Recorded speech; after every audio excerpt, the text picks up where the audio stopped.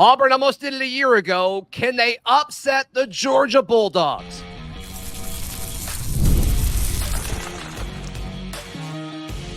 You are Locked On Auburn, your daily podcast on the Auburn Tigers. Part of the Locked On Podcast Network, your team every day.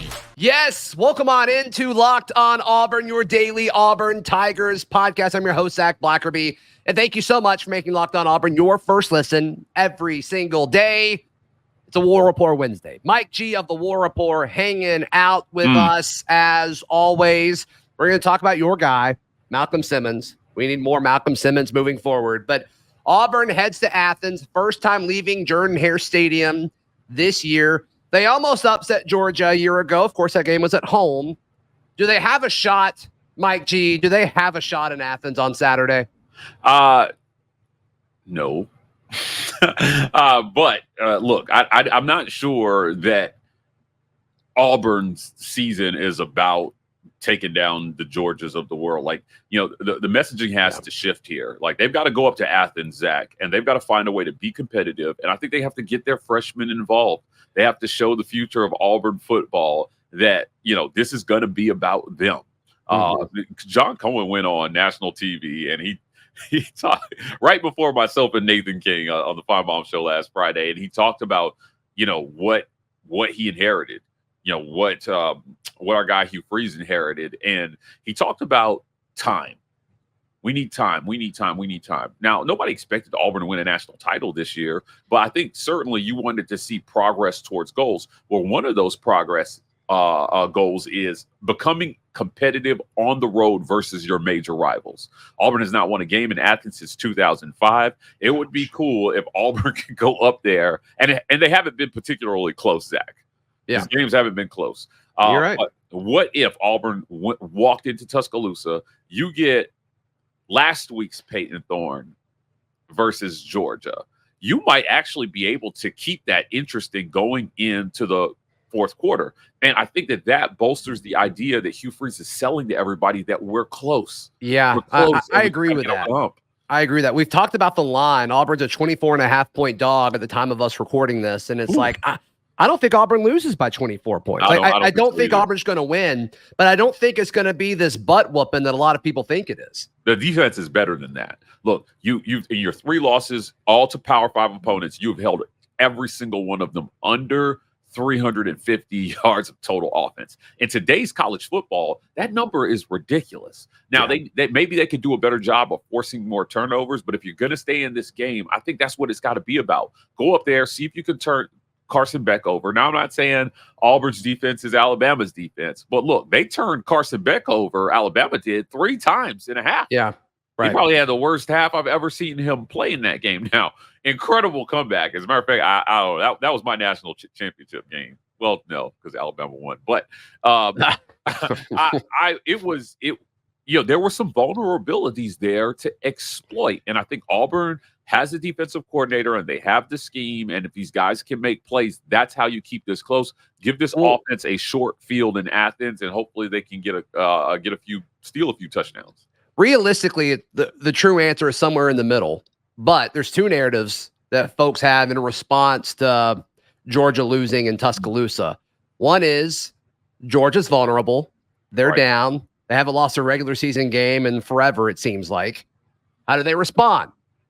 The other is they're going to be ticked off because they lost for the first time in forever, and, Auburn's the next victim. The truth is probably somewhere in the middle, but if you had to pick one of the two, which one are you going with? It would be the latter. I think they're going to be really pissed off. Yeah. I think it was a worst case scenario for Auburn, for Georgia to lose the game the way they did in the first half, come back, hold the lead for 13 seconds, and then completely crap the bed there at the end, giving up the big pass to Ryan Williams.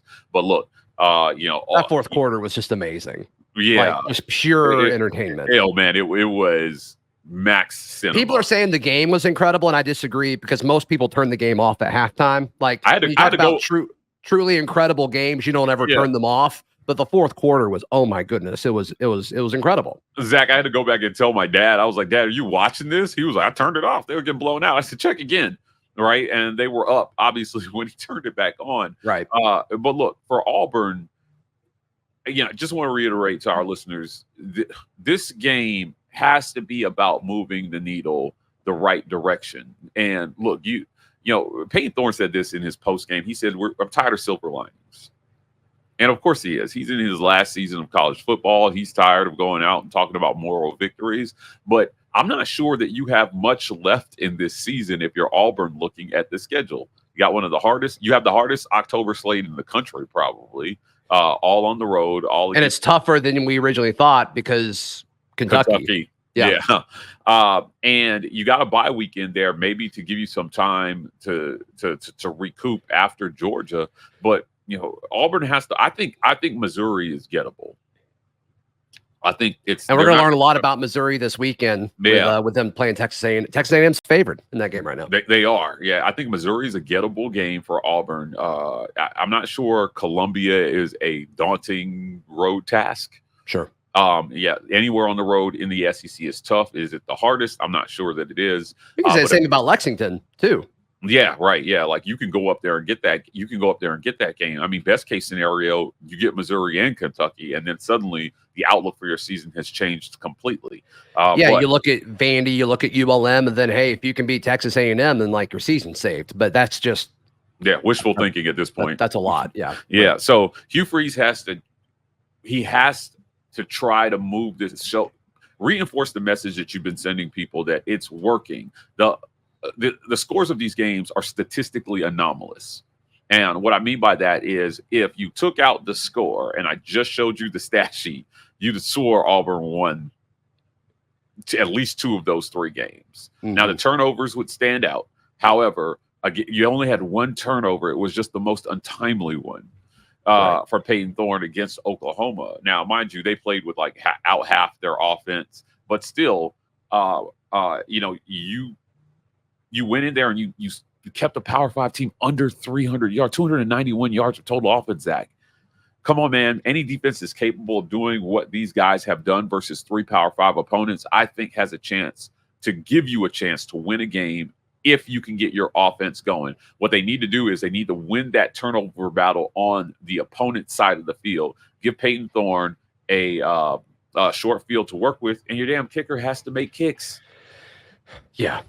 That's right. Your kicker has to make kicks. That's right. Just yes or no, does Auburn make a bowl game? No. Yeah, I think I don't think Auburn makes a bowl game. Yeah, I think right now I'm there with you.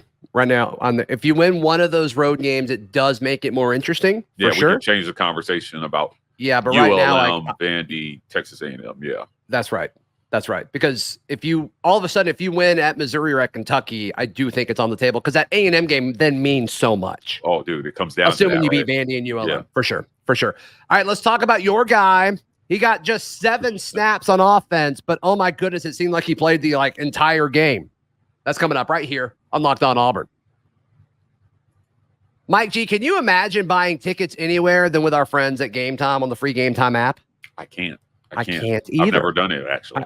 It's just like, why would you buy tickets anywhere else? During Auburn's bye week, I'm going up to Foxborough to watch the Patriots play the Houston Texans. Got my tickets at Game Time. It was the most cost-effective option. It was the most time-effective option.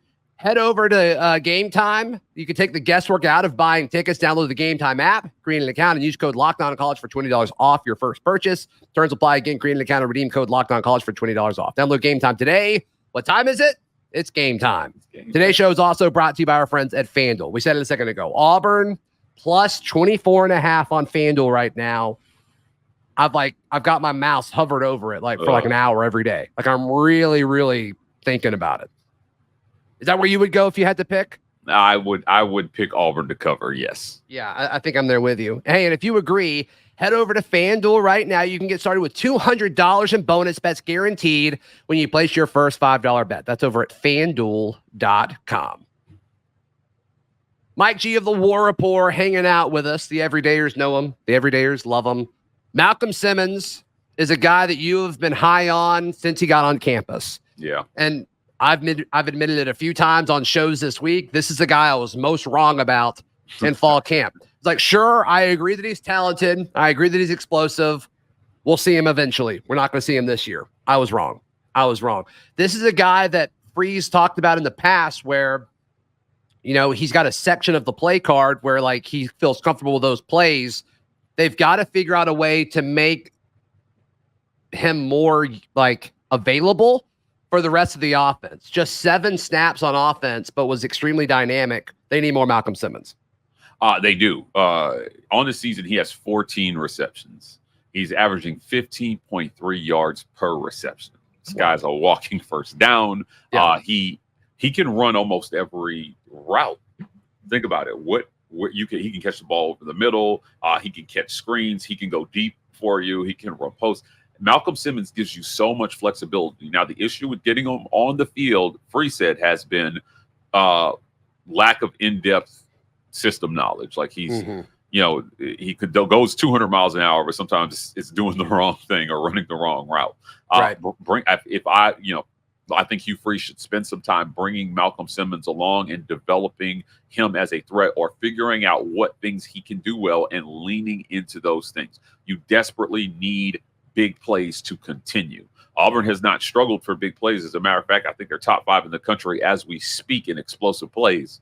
Cam Coleman is catching it down the field. KeAndre Lambert-Smith is on track to be Auburn's first 1,000-yard receiver since 1999. That was. You think he hits it? You think he gets a K? I do. I think they're going to make it a priority, actually. Yeah. He's going to get his.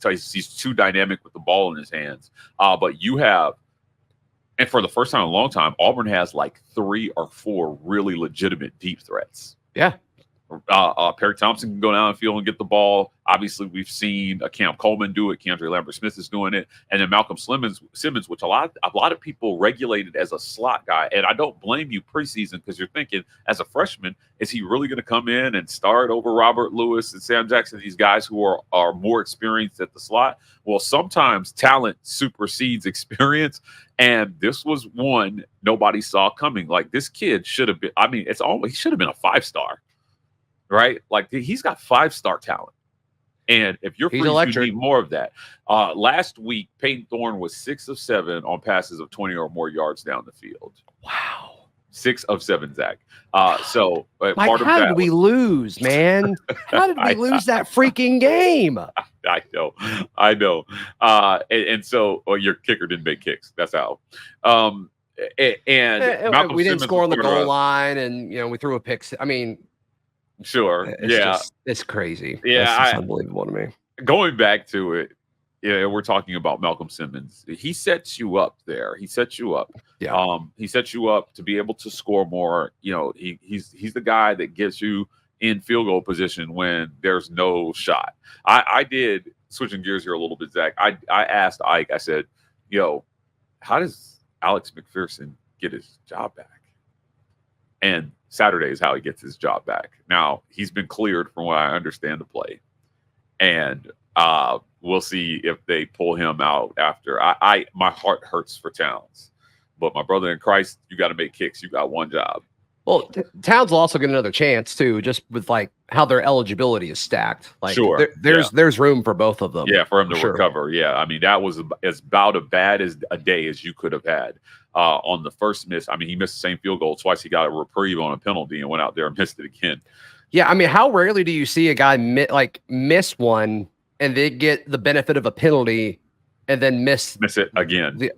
You don't see that very often. Like, that was pretty bad. Yeah, it's Murphy's Law here for Auburn right now. But Malcolm Simmons is the opposite of that. He's a guy that gets you what you desperately need right now.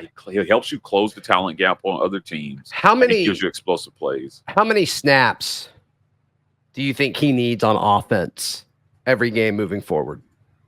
That is a great question. So against Oklahoma, he had 7. He had 7 snaps on offense. Right. He had 4. He had 20 total. He's playing special teams, but yeah. Oh yeah, true. He had 4 targets and 4 catches, so he caught everything that was thrown at him. Yeah. Man, I think at this point, maybe you look at getting him 12 to 15 snaps a game. If he had 7, so it's pretty split as far as where he's lining up, whether it's the slot or out wide. Who do you take snaps from if you're him? Like, you don't want to take KLS or Cam Coleman off the field. So, like, slot makes sense. Yeah. Daryl and I talked about this earlier today with with Perry, because like we want to see Perry on the field more too. Is this a situation where he takes snaps from Robert Lewis? Yes, 100%. Think so too. Look, and it's not that Robert is bad, but he's not going to bust the game open for you, right? Like, he may make a good catch here and there, but you need breaking plays right now. I think Malcolm Simmons gives you that, so you don't pull Robert off the field completely, but you start to split those snaps a little bit. And then when Malcolm is on the field, Zach, if he plays more snaps, you're not going to throw it to him every time he's on the field. So the defenses can't key in on him and say 11's on the field. That's where they're going with the ball. You've got to play him enough that it makes sense for defenses to continue to defend the whole field. Now, KeAndre Lambert-Smith and Coleman obviously make that very difficult for defenses to key in on Malcolm Simmons. But, there've got to be some plays in there there got to be more plays in there that he plays where you're not throwing him the ball, because he could be valuable as a decoy as well, too. That's how explosive he is. Right. Mike G, thank you for your time as always, my guy. How can people check out everything that you've got going on? Yeah, check us out on YouTube every Tuesday. Charlie 5 and I do a press recap where we play some clips from the press conference and we talk about what Hugh Freeze had to say heading into the next week's matchup. So go check that out on YouTube. Obviously, at the War Rapport, every social media platform, with TW Rapport on TikTok. Yep, give them some love. They deserve it for sure. Please like the video. Please subscribe. We'll see you next time. This has been Locked On Auburn.